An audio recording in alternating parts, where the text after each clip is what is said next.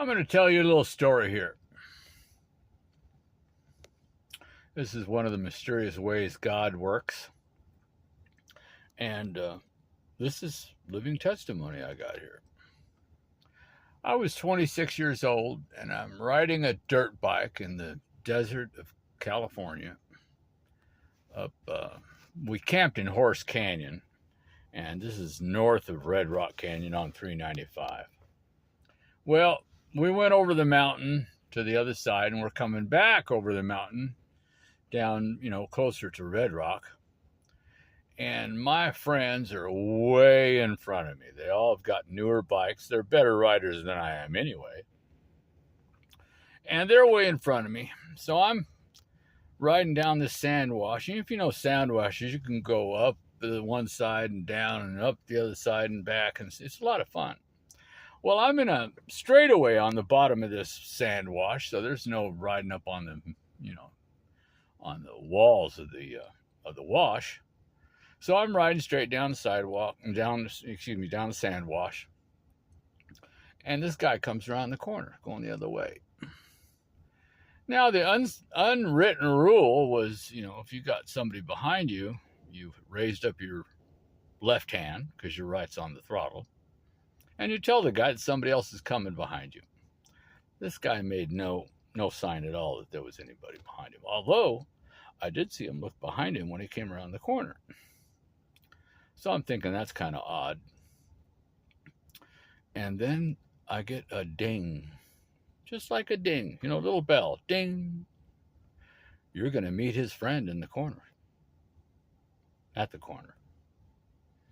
So that's kind of weird. Never ever had that happen before. Totally weird.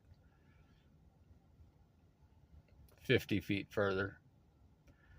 Ding. You're going to meet his friend at the corner. Now I'm starting to freak out. This is it's not an audible voice. Okay, this is coming inside my head. Boy, that's weird. This is strange. I never ever had this happen before. Now, there's something really weird here. Bong! You're going to hit his friend at the corner. Okay, now I'm not going to meet the guy anymore. Now I'm going to hit him. This is what the note says, And I'm freaking out now. I've never had a voice pop in my head before like that. Well, I'm mulling this over in my mind. And right before I got to the corner, I said to myself, nah, 1,000,000 to 1. We had a head-on right there in the corner. It bent my forks. It bent my handlebars. On the guy's bike, you got triple clamps that hold the forks to the frame, and your handlebars are at the top of those things.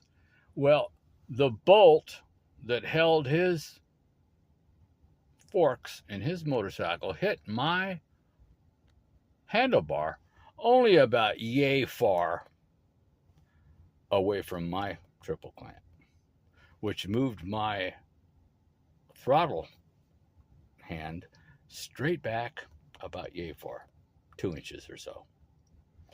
Well, the old hand couldn't get out of the way fast enough for that, It broke the wrist. I had 3 fractures in there. One of the bones in the wrist, and then both the ends of my arm. Now, the ulna took the major hit because it was fractured right through the center of the cup that it forms and down about 1.5 inches into the arm. And then the radius the end of the radius broke off too.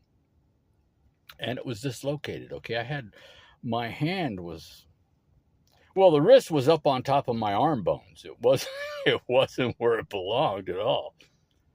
The other guy suffered a broken finger. Okay, so we're laying there waiting for help to come because neither of our bikes are rideable. I'm not rideable. So we're waiting for help to come, and I keep asking God over and over and over again, what did I do? I mean, I must have deserved this somehow. What did I do? Was it this? Was it that? Did I do this? I was mulling all these things over in my head. And then I get another voice inside my head says, you just didn't listen. This is true. This is true. You just didn't listen. The man above, or one of his angels, instructed me, got a hold of me. Just stop. This is what's going to happen. Didn't listen. Now, of course, the wrist is a mess. It hurts like blazes, along with all the rest of the things that I bent or twisted when I was dirt bike riding. But this is a true story. And I know there are fellow believers out there that have got similar stories. God talks to all of us, each and every day. How many of us are listening?